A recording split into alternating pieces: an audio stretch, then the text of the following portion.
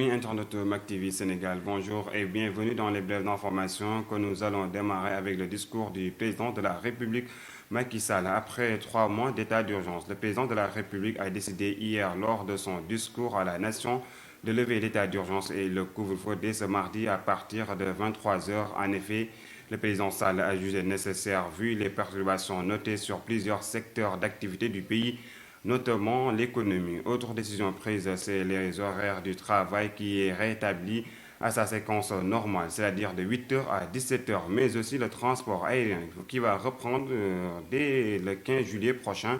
Cependant, le président a maintenu la fermeture des marchés publics pour les dimanches pour les besoins de nettoyage. Toutefois, le président de la République met en garde les populations en leur faisant savoir que cette décision ne met pas en terme la lutte contre l'ennemi invisible, car l'urgence médicale reste toujours en vigueur.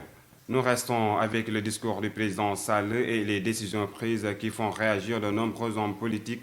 Si certains s'en félicitent, d'autres pensent autrement. C'est le cas de Thierno Bocoum, le leader du mouvement Agir, déclare que le gouvernement du président Sall a complètement passé à côté dans la lutte contre le Covid-19. Rejoint au téléphone par nos confrères d'e-radio, Thierno souligne que le gouvernement n'a pas parvenu à faire appliquer aux populations les décisions prises pour lutter contre la pandémie, ce qui fait que selon toujours Thierno Bocoum, que les décisions qui ont prises dans l'urgence n'ont pas fait effet sur la pandémie. Ainsi, il invite à la population de respecter les gestes barrières.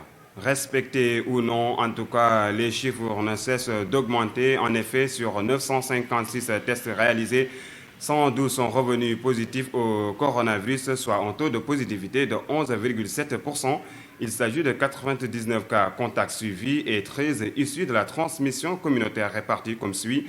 Colobane 2, Rufisque 2, Touba 2, Cité Cyprès 1, Dalifort 1, Nord-Foire 1, Plateau 1, Kermessar 1, Mao 1 et Kaolack 1. Cependant, 50 patients ont été testés négatifs et déclarés guéris. Toutefois, 27 cas graves sont pris en charge dans les services de réanimation. 3 nouveaux décès liés au Covid-19 ont été enregistrés hier. À ce jour, donc, le Sénégal compte 6698 cas positifs, dont 4341 guéris, 108 décès et 2248 encore sous traitement. Parlons de toute autre chose avec les ressortissants sénégalais qui admis en Europe qui doivent encore attendre pour rejoindre l'Europe.